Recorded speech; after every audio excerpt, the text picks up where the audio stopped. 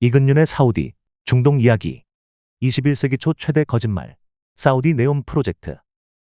사우디아라비아가 오랜 은둔의 시간을 끝내고 세계 무대에 나서며 출사표와 같이 던졌던 기가 프로젝트 네옴시티가 용두사미가 될 위기에 처했다. 1조 달러를 쏟아부어 170km에 걸쳐 500m의 초고층 빌딩을 연결하겠다던 네옴시티의 핵심 프로젝트 라인이 2.4km로 축소되었다는 블룸버그 통신의 보도 이후 사우디 시장이 술렁이고 있다. 더 라인이 더 다시 되었다는 조롱 섞인 자조가 사우디 내부로부터도 나온다. 애초에 네옴 프로젝트의 실효성과 실행 가능성에 대해 의구심을 품었던 많은 사람들은 겉봐라, 올 것이 왔다는 투로 힐랑거린다.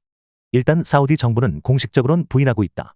파이잘 알 이브라힘 사우디 경제부 장관은 네옴시티 프로젝트가 전속력으로 진행되고 있다면서 사업은 계획된 규모로 계속될 것이며 규모 변경은 없다고 말했다. 그러나 네옴 프로젝트가 예전처럼 강력한 추진력을 받지 못하고 있다는 신호가 곳곳에서 나오고 있는 것은 사실이다. 네옴 직원들이 해고되고 있고 일부 공사업체들이 공사를 중단하고 떠나고 있다는 소식이 들린다. 과연 네옴을 둘러싸고 사우디 내부에서는 무슨 일이 일어나고 있는 것일까? 사우디 정부가 공식 발표하기 전까지는 추측에 불과할 수밖에 없지만 더 칼럼니스트의 첫 칼럼 기고를 네옴 소식으로 전했던 필자로서는 나름 책임감을 느끼지 않을 수 없다. 그래서 확실치 않은 추측성 글이지만 그간 사우디의 사정과 심경 변화를 좀 나누고 싶다. 첫째, 우선 네옴 건설의 목표가 세계의 주목을 끌어 국제사회에서 사우디의 위상을 높이고 여론을 유리하게 끌어와 변두리 국가가 아닌 주축국가로서 인정받고 싶은 것이었다면 일단 소정의 목표는 달성한 것으로 보인다. 사우디는 이미 2027년 AFC 아시안컵, 2029년 동계아시안게임, 2034년 하계아시안게임, 2034년 피파 월드컵, 2030년 엑스포 등을 독식하며 국제사회의 지지를 넘치도록 누리고 있는 중이다. 네옴을 앞세우며 변신해보겠다는 사우디의 의지에 국제사회가 일단 화답하고 있는 셈이다. 이제 사우디 입장에서 중요한 것은 더 크게 떠벌리는 것이 아니라 이미 벌려놓은 것을 하나하나 진중하게 실행해 나가는 것이다. 이미 개최가 확정된 행사를 일정대로 준비하는 데만 해도 천문학적인 예산이 소요되는 만큼 강제성이 없는 네옴의 예산을 조정해서라도 국제행사들에 좀 더 신경을 쓸 수밖에 없는 상황으로 보인다. 둘째, 그 많던 사우디 국부펀드의 현금이 바닥이 났다. 미국 월스트리트 저널에 따르면 사우디 국부펀드가 보유한 현금은 2023년 9월 기준으로 약 150억 달러로 집계된다. 약 500억 달러를 보유하던 2022년 상황과 비교하면 70% 급감했다. 특히 사우디 국부펀드가 관련 정보를 공개한 2020년 12월 이후 역대 최저 수준으로도 분석된다.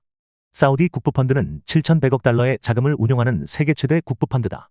빈살만 왕세자가 사실상 주무르는 것으로 알려진 사우디 국부펀드는 사우디 경제개혁정책 비전 2030의 재원으로 쓰인다. 비전 2030은 세계 최대 산유국 사우디가 석유에 의존하는 경제구조를 깨고 새로운 판을 깔겠다는 목표에서 시행하는 대형 국책사업 정책이다. 스마트 도시 네옴시티 건설, 제2의 국적항공사 리야드에어 설립, 최근 스포츠 분야의 대규모 투자 등이 대표적 갈래다. 하지만 대형 프로젝트들이 한꺼번에 시행되면서 펀드의 현금이 줄어드는 것으로 분석된다. 네옴을 둘러싸고 축소 유혹을 받을 수밖에 없는 가장 직접적인 이유라 할 것이다. 셋째, 사우디를 둘러싼 국제 환경에 거대한 변화가 생겼다. 최근 사우디에 가장 큰 영향을 주고 있는 이벤트를 꼽으라면 단연코 러시아, 우크라이나 전쟁이다. 유가가 급등하며 사우디는 모처럼 호황을 누렸다. 뿐만 아니라 러시아의 가스 공급 중단으로 유럽 주요 국가들이 앞다투어 사우디를 방문하며 가스 공급을 요청해왔다. 누군가의 비극이 또 다른 이에게는 희극이 되고 마는 안타까운 상황이지만 사우디 입장에서는 내심 반갑기 그지없을 것이다. 이후 사우디는 자프라, 아미랄, 파드힐리 등 이전에 없던 엄청난 규모의 가스 개발 프로젝트를 발표하며 물 들어온 김에 열심히 노를 젓고 있다.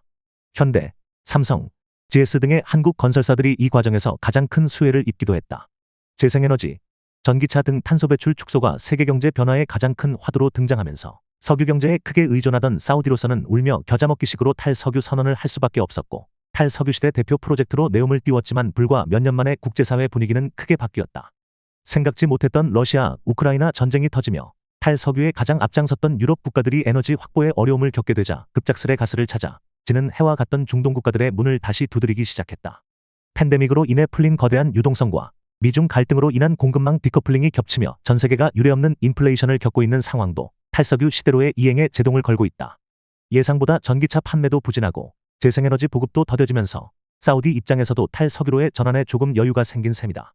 사우디 입장에서는 당장 큰 돈을 벌 수 있는 가스 개발에 최대한 빨리 투자금을 쏟아 부어 한몫을 잡는 것이 이후 탈석유를 위한 재원 마련에도 유리한 상황이다. 마지막으로 네옴이 축소될 수밖에 없는 결정적인 이유는 사우디와 미국 사이의 외교적 갈등이 커지며 사실상 해외로부터 투자 유치가 어려워졌기 때문이다. 애초에 사우디 정부는 네옴 프로젝트에 막대한 투자금을 혼자 조달할 계획이 결코 아니었다. 최소한의 마중물로 자체 자금을 일부 댄 후에 해외 투자 유치를 통해 자본을 지속적으로 확충할 계획이었다. 본질상 부동산 개발 사업인 만큼 많은 투자자들이 관심을 가질 것이라 판단했으리라. 그러나 빈 살만 왕세자를 국제사회의 왕따로 만들 뻔했던 최악의 사건, 워싱턴 포스트의 사우디 출신 칼럼니스트 자말 카슈크지 살해 사건 이후로 수많은 투자자들이 사우디를 손절하게 된다. 우크라이나 전쟁 이후 유가가 급등하며 어느 정도 관계가 회복되는 듯이 보이기도 했지만 바이든 당선 이후 계속되는 갈등 분위기에 적극적으로 사우디 투자에 뛰어드는 큰손들이 보이지 않고 있는 상황이다.